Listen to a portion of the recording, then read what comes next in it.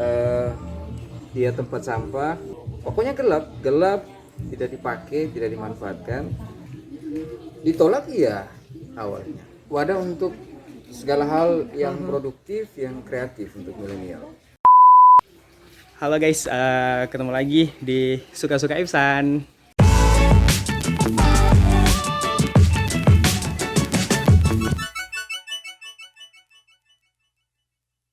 Oke, dan sekarang aku ada di satu buah cafe yang ada di kota ND. Dan kebetulan saya udah bersama Fater Joan.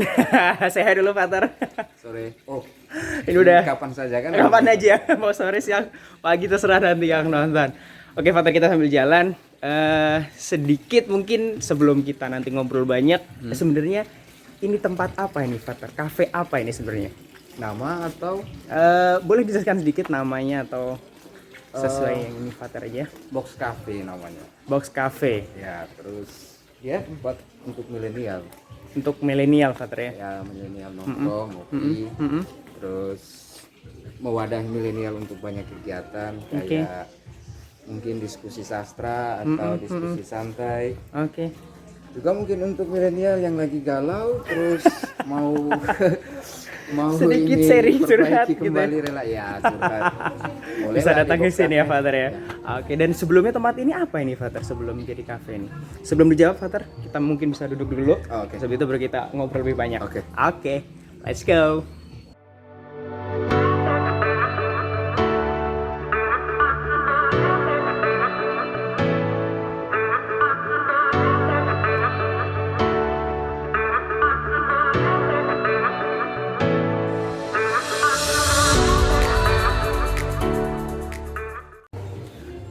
Dan sekarang kita sudah duduk biar sedikit lebih santai ya. Mungkin ini udah sore dan ada di Box Cafe. Tadi udah dijelaskan sedikit sama Fater apa sih itu Box Cafe, tempat apa sebenarnya Box Cafe. Cuman tadi yang pertanyaan terakhir yang tadi aku tanyakan ke cafe ini ke Fater ini sebenarnya dulu nih ini tempat apa Fater? Silakan Fater. Sebelumnya ini nothing, maksudnya hutan. Cerita di hutan. Ya, hutan terus dia tempat sampah, terus jarang orang kesini, terus banyak batu-batu, pokoknya gelap, tidak dipakai, tidak dimanfaatkan. Tempat ini nih Fater. Ya, dan sekian lama, lebih dari 10 tahun, dianggap wilayah sudut ya, wilayah luar dan jarang dikunjungi. Sesekali kebetulan kalau memang ada yang mau pakai ruangan untuk ambil, karena ini kan gudang di balik ini, untuk ambil kabel atau apa, tapi itu sekali. Dulunya gudang berarti di belakang. Ya, ini di balik gambar-gambar ini gudang. Kalau ada yang mau ambil kabel atau apa, baru ke sini. Terus bisa disulap menjadi seperti ini nih, Fater. Ya karena Tuhan. Karena aku juga agak ini sih agak tertarik karena pas pertama kali datang ke sini, sorry Fater, karena tempat ini Box Cafe ini berada di lingkungan tempat ibadah, yaitu ya. gereja. Ya. Nah itu makanya waktu pas diajak ke sini, masuk ke gereja, pasti Ya, aku agak kaget juga, ini bener kan di kafe di dalam gereja, apakah nggak mengganggu karena pasti banyak orang kan yang kesini, takutnya nanti pas ada ibadah atau kegiatan gereja mengganggu kegiatan. Gimana itu Fater? kalau tanya kenapa, tiba-tiba saja inspirasi itu datang. Terus saya tidak berpikir normatif, maksudnya boleh tidak boleh. Oke. Saya cuman pikir boleh gitu. Boleh buat sesuatu, boleh buat kafe. Terus ini pertanyaannya juga punya hubungan dengan nama. Jadi kan namanya Box Cafe. Iya. Nah, kafe dalam kompleks biara dekat gereja, Iya. terus agak masuk ke dalam jauh Ya. dari jalan Itu tidak strategis, sorry ya, kalau aku boleh tidak ngomong. strategis kan. Dan untuk saya itu term-term yang dia keluar dari yang biasa. Oke. Biasanya Menarik. kafe di jalan, biasanya kafe bukan dalam biara, biasanya Benar. kafe tidak dalam kompleks gereja. Iya. Nah, itu out of the box. Kalau ada kafe dalam biara, kalau ada kafe di jauh dari jalan agak masuk. Terus kalau ada kafe dalam biara, dalam gereja, ya itu keluar dari yang biasa, keluar dari box. Ya. Makanya nama box cafe. Oh, terinspirasi dari Ya.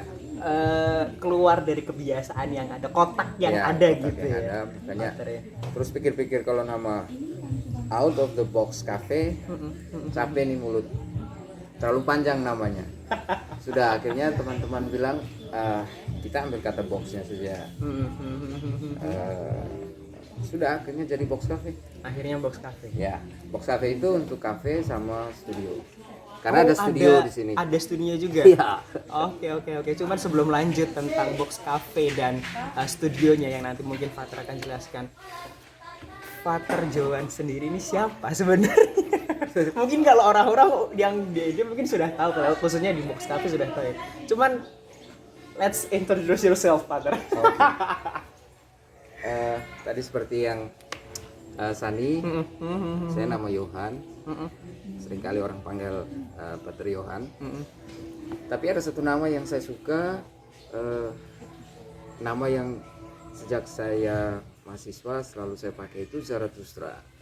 Saya tidak tahu nama itu waktu dengar kelihatan kedengarannya unik, jadi selalu saya pakai juga nama Zarathustra.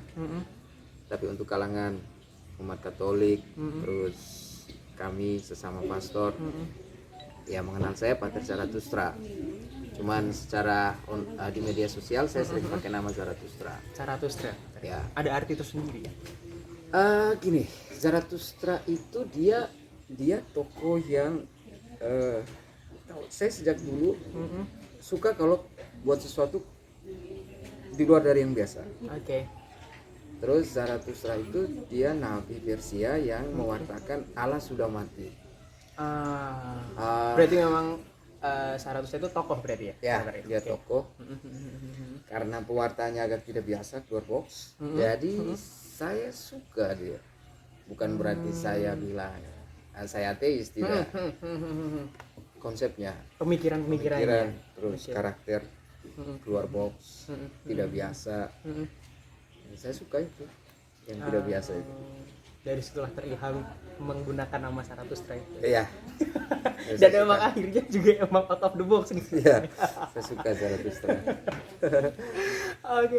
Oke, Father mungkin lanjut lagi ke box cafe-nya sendiri.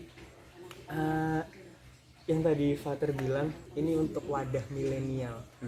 Untuk selain kafenya, kalau kafe kan mungkin ya orang-orang sudah tahu lah konsepnya pasti kopi, kemudian nongkrong gitu kan, kumpul-kumpul gitu kan. Cuman yang menarik itu wadah milenial. Wadah untuk apa sebenarnya Father? Milenial khususnya di box cafe ini.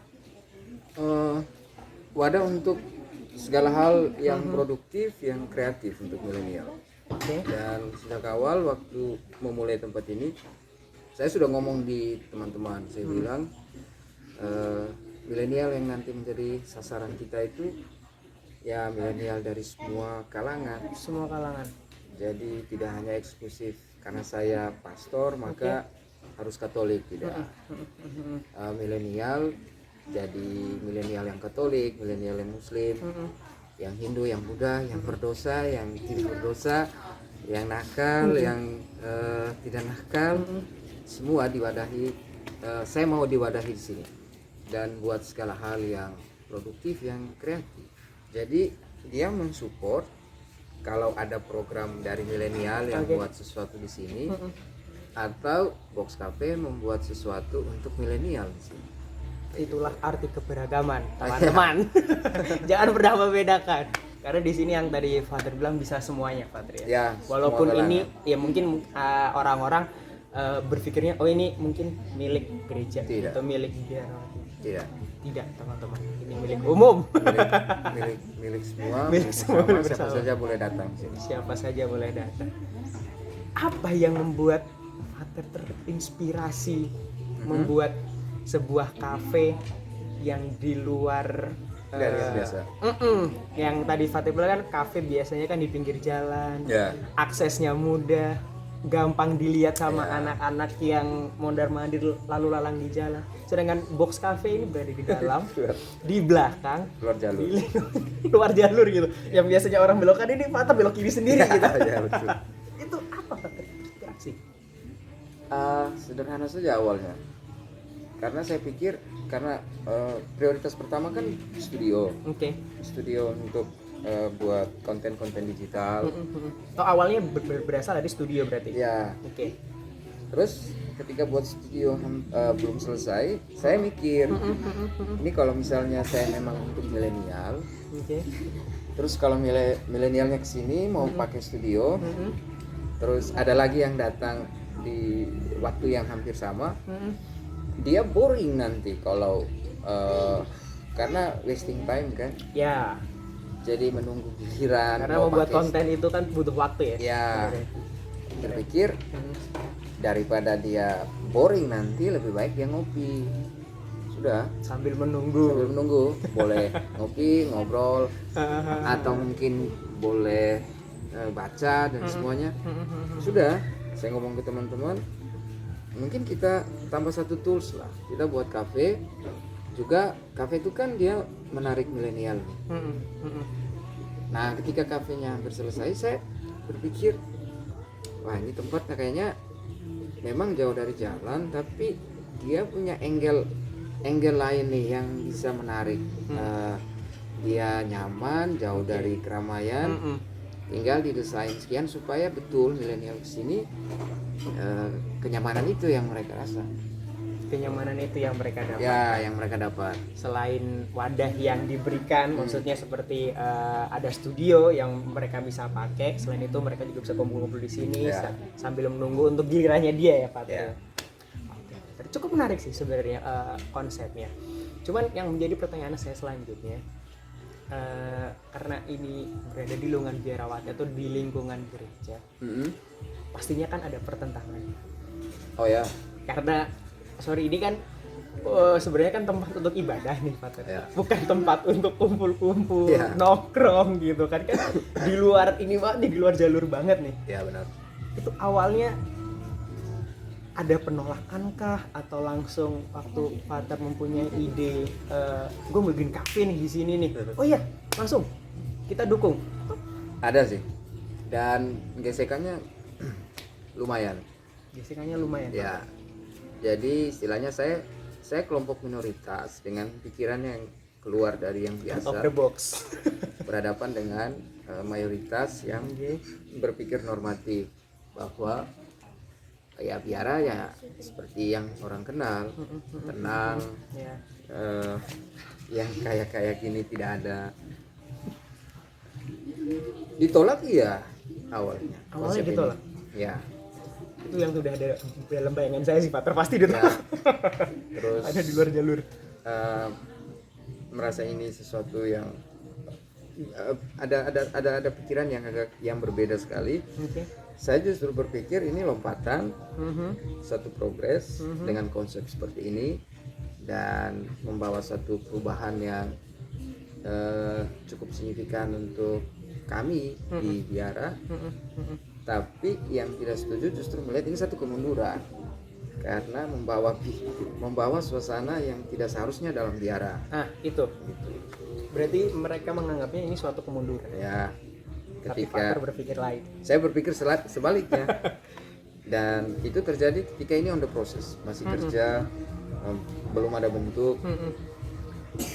Tapi saya berpikir bisa jadi karena keseluruhan desainnya belum nampak mungkin. Oke. Berjalannya waktu, desain kertasnya makin menuju bentuk yang seharusnya. Terus ketika memang sudah fix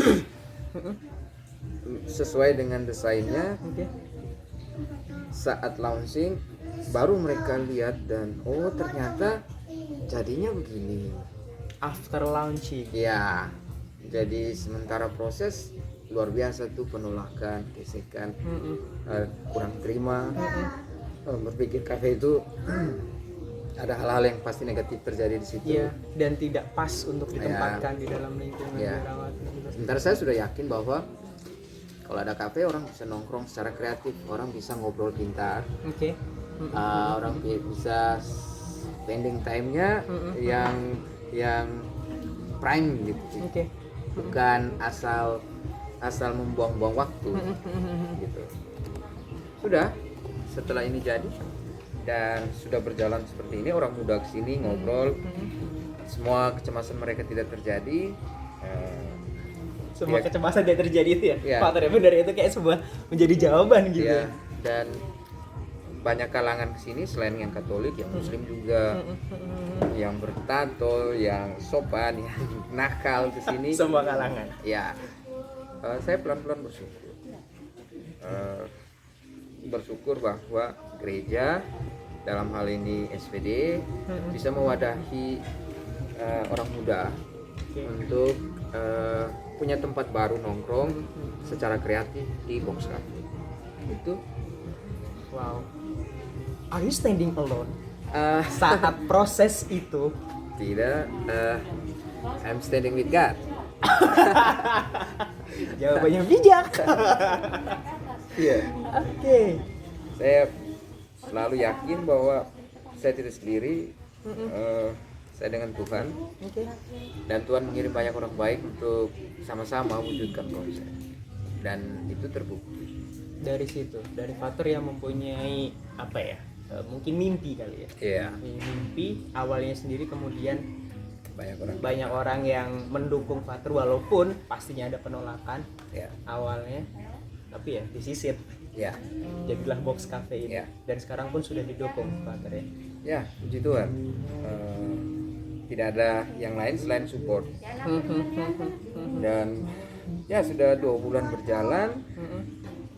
Semua mimpi pelan-pelan terwujud. Orang datang, orang ngopi, studio dipakai, orang dengan proyeknya, saya dengan proyeknya saya, dan mudah-mudahan pandemi cepat lewat sehingga ada banyak hal sih yang saya mau buat bersama milenial di Oke. tempat ini.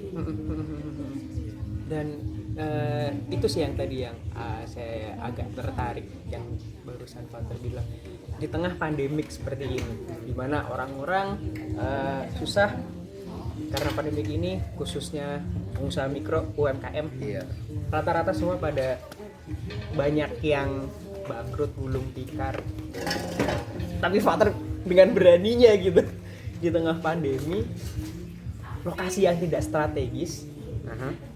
Itu makanya saya bilang ini tempat ini dia amazing Oke. karena logikanya itu kan di tengah pandemi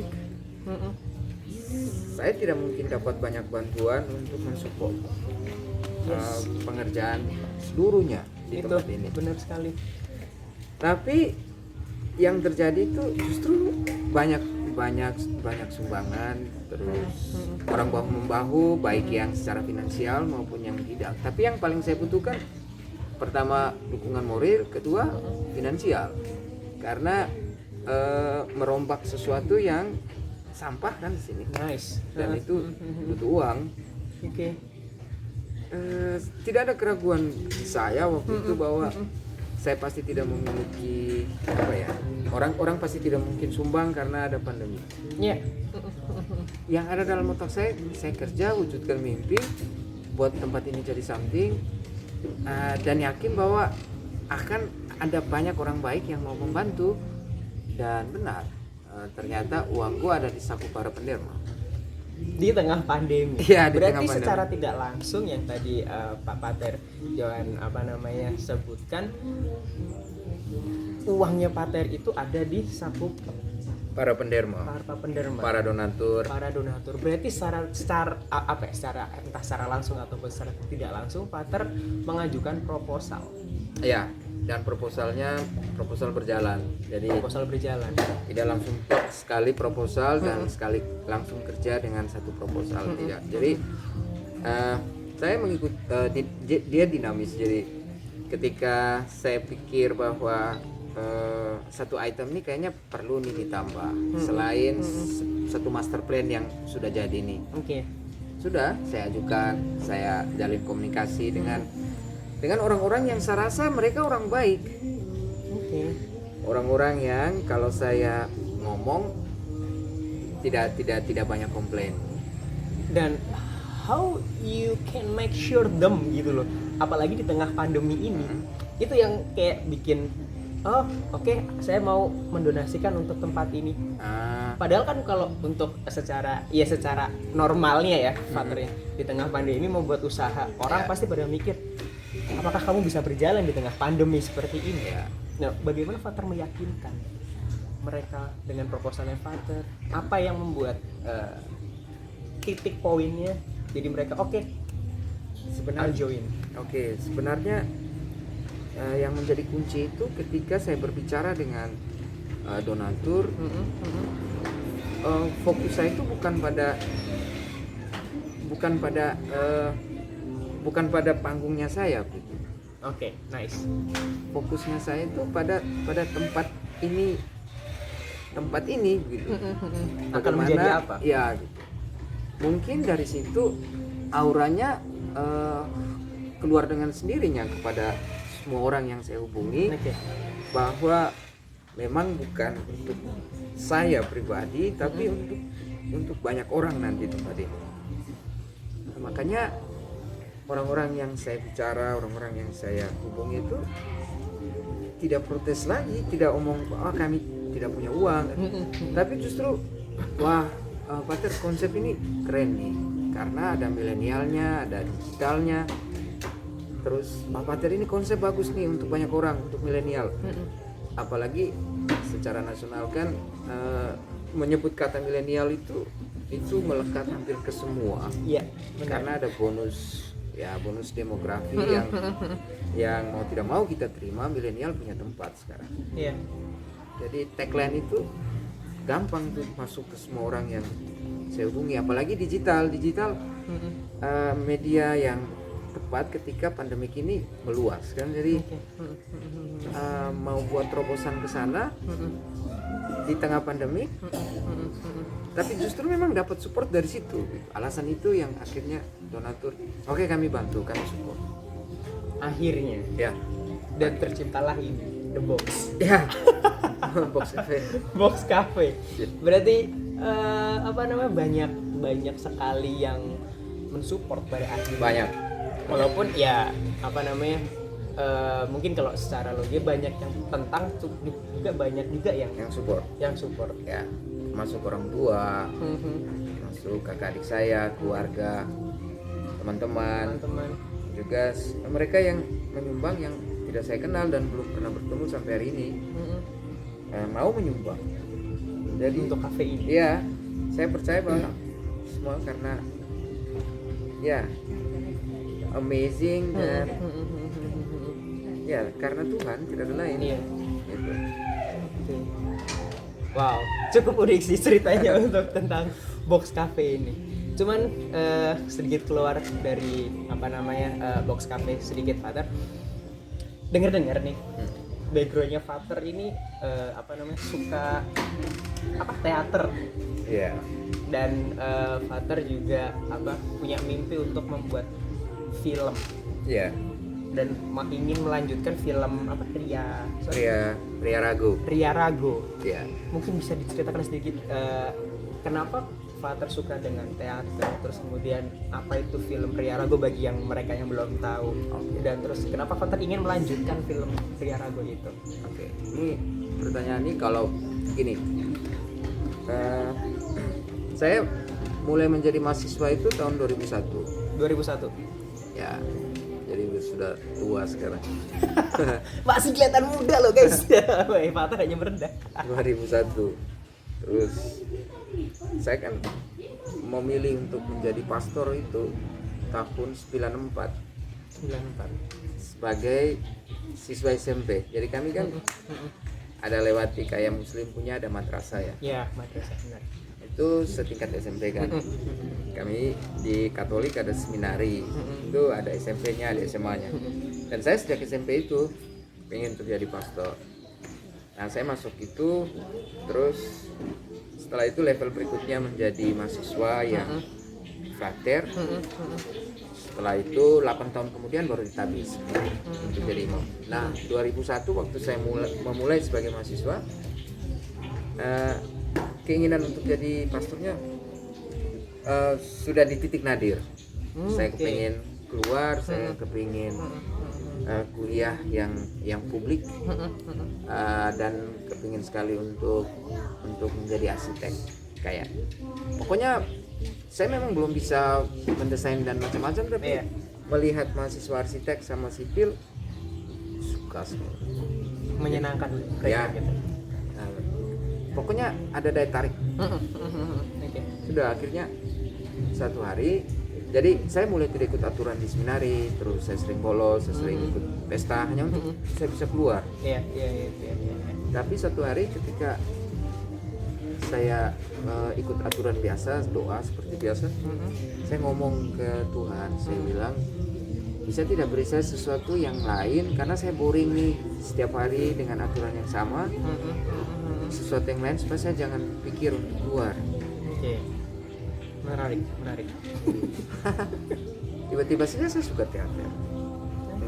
Sejak satu doa spontan yang saya ucap, tiba-tiba saja suka sekali teater, dan seluruh hidup, pikiran, energi tercurah ke teater sejak 2002 sampai hari ini. Menulis naskah, dan saya paling suka menyutradarai naskah. Ketika saya berteater tuh saya lupa segala hal, bahkan lupa makan kalau saya berteater. Iya. Yang saya suka proses saat menulis naskah, proses saat menyutradarai, proses saat saya marah-marah orang saat dia acting tidak sesuai dengan apa yang ada di kepala, dan proses saat kami rekonsiliasi lagi sesudah latihan, lucu-lucu, tertawa, dan saat teater itu naik panggung. Oke. Saya nikmat. Berarti jatuh cinta pertama kali sama teater itu apakah melalui visual, melihat mungkin Fater pas itu lagi jalan kemana terus duduk melihat kok menarik? Tidak. Tiba-tiba langsung. Saya sama sekali tidak pernah terinspirasi dengan satu teater. Melihat pun belum waktu itu. Melihat sih iya. Oh iya. Tapi tertarik kepada teater itu tidak. Tapi semenjak saya minta beri saya sesuatu supaya saya jangan berpikir untuk keluar untuk ini. Mulai dari itu suka teater, suka yang seni-seni, suka yang memanfaatkan barang yang orang sudah buang supaya dipakai lagi.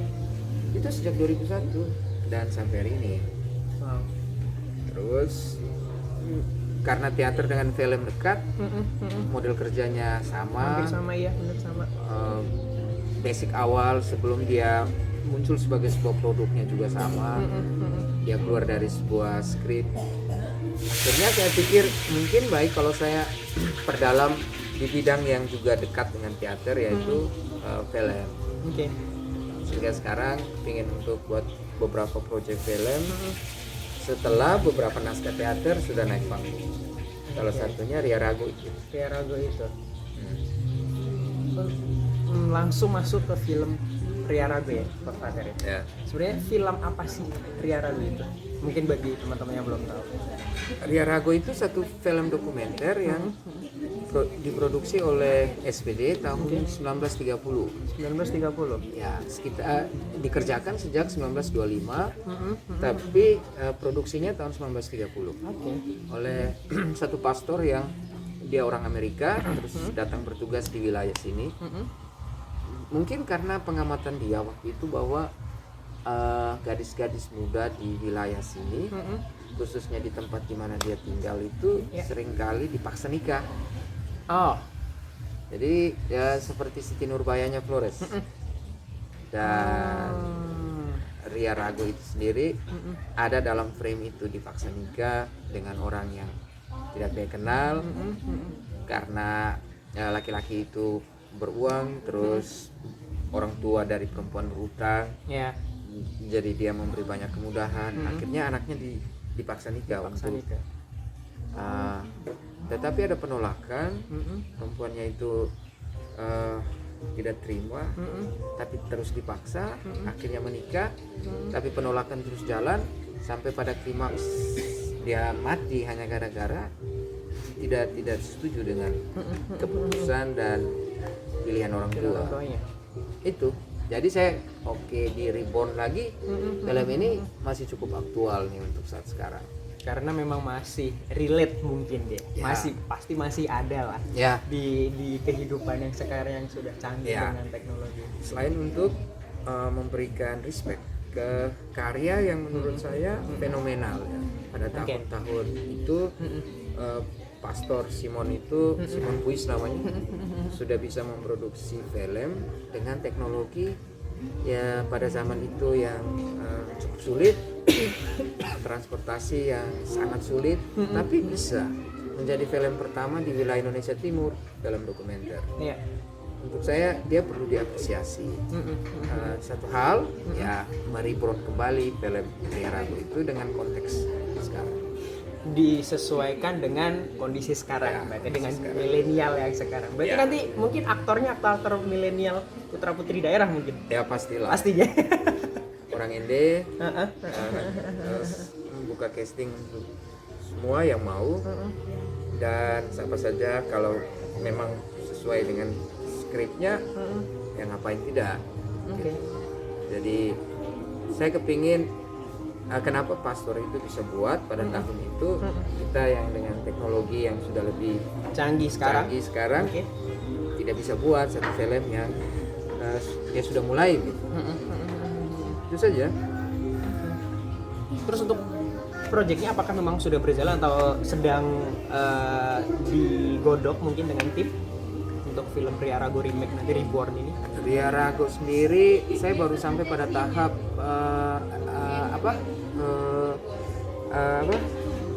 rekonstruksi lokasi pengambilan. Oke. Semata-mata hanya untuk saya mendapat jiwa di naskah awal gitu. Iya, benar. Supaya tidak ada gap antara saya dengan film aslinya. Karena itu saya ke lokasi pengambilan yang dulu, interview orang-orang di situ, bertanya pada keluarga yang orang keluarganya dulu Ya, menjadi masih pemain ada. film gitu. Oh, masih ada Fat? Mas, Keluarga yang iya, tapi yang sekarang sudah generasi ketiga sama keempat Oke. dari yang keluarga mereka yang dulu main film Ria Rago. Oke. Berarti Sama. memang proyeknya sudah ini ya, sudah mulai berjalan lah ya. Ya, mulai berjalan di tahap itu. Saya tahu ini masih tahap di permukaan ya, tapi Iya. inti kan bagaimana skripnya tersusun. Oke. Tapi untuk saya tahap awal itu sangat menentukan untuk saya dapat jiwa dari film ini. Itu penting Nice. supaya antara saya dengan film ini tuh saya ada dalam dia ada dalam saya. Yes. Biar menyatu gitu ya, Iya. biar connect. Proses itu dulu yang menurut saya perlu saya lewati sebelum saya mulai menulis, supaya saya menulis tidak mengambang, Oke. tapi jiwa saya sendiri ada di situ. Jiwa-jiwa seorang teater. Makanya saya harus pergi ke lokasi-lokasi yang Pastor itu dulu buat untuk film ini. Cukup menarik sih backgroundnya Father dari seorang yang bukan siapa-siapa saja terus tertarik menjadi Iya. seorang pastor, hampir keluar dari jalur karena merasa bosan, Boring ya. boring, akhirnya berdoa, ketemulah jalan teater itu sampai sekarang ingin mewujudkan sebuah film Reborn yang sudah Ya. ada sebelumnya dan udah ada kafe juga di sini untuk wadah milenial. Yang kafenya tidak strategis tempatnya. Itu sangat out of the box sih Iya. kalau Tidak biasa. buat aku. Mungkin milenial sekarang pun ya juga nggak mau mungkin kalau untuk membuka kafe yang Ya, jauh Tidak dari strategis. ya. Memang awal teman-teman banyak Father ini tidak biasa, lalu jauh dari jalan, ini repot nih nanti. Tapi saya justru berpikir jualan saya justru di situ. Orang pasti akan mencari tahu di mana kafe yang jauh dari jalan. tidak strategis. Ya. Justru yang dibilang teman-teman waktu mulai kerja tidak strategis, saya justru mencari strategisnya nanti ada di situ. Fine. Lalu supaya ketika orang mencari di mana dia dan dapat, ketika dapat itu matanya memang harus diganggu dengan desain yang baik, dengan kenyamanan yang ada, supaya ketika dia dapat dia duduk gitu. Tidak Bener. dia tidak pulang. Tetap di sini, tetap stay, tetap Iya. tetap chill gitu kan sama teman-temannya gitu. Begitu. Menarik sih, Father. So sekarang ada berapa apa ya? Berapa kru mungkin kalau aku nyebutnya biar enak kru kali. Biasanya yang join dengan Father untuk mengurus cafe ini Kalau kafe sendiri dan mungkin studionya mungkin kami semua berjumlah 6, termasuk Father. termasuk saya 6. Itu pada level yang teknis, maksudnya untuk di cafe ada 4 manajer sama 2 barista sama 2 freelance-nya, ada 6. Di studio ada saya sama Ricky, Oke. jadi 8. Ya. Sementara ada tim yang khusus SVD yang berbicara pada tataran konsep itu ada Pater Charles, Pater Amandus, Pater Yanto, Bruder Gaby sama Bruder, ada 5 ditambah saya 6 gitu. Jadi kepemimpinannya ada 2 tingkat nih, tingkat yang memang tim inti SVD-nya Ya. sama yang bawah yang memang teknis gitu, untuk kafe sama studio. Dan itu milenial semua, kafe sama studio. Studio. Dan yang tadi Frater bilang kan ini kafe, selain kafe kan untuk wadah milenial. Jadi studio ini apakah bisa dipakai untuk semua kalangan? Semua kalangan, semua kalangan, mau Muslim, mau Katolik, mau Hindu, mau Buddha, Mau berdosa, mau bertato, mau bisa, tidak berdosa, mau yang baik tidak baik, semua kalangan boleh sini memakai studio, mau ngopi di kafe. Tempat ini publik, jadi publik bukan hanya untuk kafe tapi juga untuk studio. Oke. Siapa saja boleh pakai. Dan jam operasionalnya sendiri Frater mungkin terakhir Kalau karena udah gelap. ya, kalau kafe dari jam 4 sampai jam 8 Jam 8 malam. ya, Selama 4 sore pandemi ini ya. selama pandemi. Oke. Kalau studio kami anytime. Jadi ya untuk rekaman, untuk buat apalah di studio kapan saja yang menurut kami enak nih kalau dibuat rekaman. Entah pagi hari, entah Oke. malam, siang. Saat khusus tidak ada noise ya. Sama kemauan si pemilik project maunya, kadang ada yang mau jam 11 malam kami rekaman, ya oke lah Pak. Apalagi saya sukanya menghabiskan malam ya, maksudnya suka kerjanya di malam hari. Iya, benar. Ketika orang pakai studio pada jam-jam itu saya rasa masih pagi. Ya, untuk di dalam studio ini bisa apa aja nih yang dibuat Frater? Apakah studio musik atau apa? Musik kelengkapannya mungkin belum saat ini ya. Oke. Tapi kami dengan teman-teman akan terus berjuang kelengkapan alat musiknya untuk diadakan. Oke. Tapi ruangan musiknya memang sudah ada nih. Oke. Terus juga Yang sudah ready sekarang berarti? ya juga sudah ada untuk buat podcast. Oh, podcast juga. Untuk talk show YouTube, untuk meeting room di dalam yang sifatnya terbatas jumlah dan semuanya. Bolehlah mau indoor atau outdoor di luar. Oke. Juga saya kepingin buat satu bioskop mini di dalam sehingga yang jumlahnya mungkin 4 orang yang mereka bisa dapat updatean film yang enak nih kalau mereka kesini. Tidak hanya pilihan bisa ngopi, tapi kami pilih popcorn sambil menonton tuh film terbaru ya, silakan di dalam di bioskop box cafe nya. Bioskop mini gitu. Ya, namanya bioskop box cafe. Box cafe. Dan mudah-mudahan box cafe punya box office-nya. Amin. Kita doakan tuh dan kita support teman-teman. Nanti mungkin aku minta izin salah satu kontak krunya untuk mungkin kontaknya Frater aku taruh di deskripsi, mungkin dari teman-teman yang mau Oke. pakai studio bingung kontaknya kemana, terus karena mungkin juga belum tahu gimana sih The Box, kan nggak strategis nih kan. Mungkin aku izin nanti minta Boleh. kontaknya Father atau kru salah satu, aku taruh di deskripsi gitu. Oke, boleh. Oke Father, terima kasih. Kita sudah hampir setengah jam lebih kita ngobrol. Ini juga sudah mulai gelap. Terima kasih banyak Sama-sama. Father sudah mengizinkan saya untuk mereview sedikit tentang Box Cafe ini. Oke. Dan sedikit tadi perjalanan tentang Father juga udah dikasih izin untuk kita cerita-cerita. Mungkin nanti nextnya kalau memang misalnya ada hal baru kita bisa cerita lagi ya Father Ya. di sini ya. Tinggal say dan saya selalu welcome. Oke, siap Father. Terima kasih banyak atas waktunya Father. Terima kasih sama-sama. Sampai jumpa.